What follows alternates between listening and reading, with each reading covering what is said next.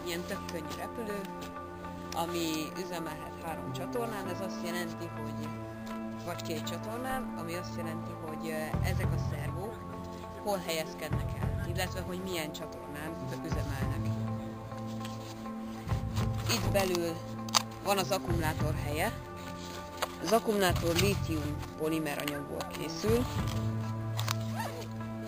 és az a kis sárga ott benne, az a szabályzó, az segít abban, hogy állítsam, hogy milyen fordulatszámon menjen a motor.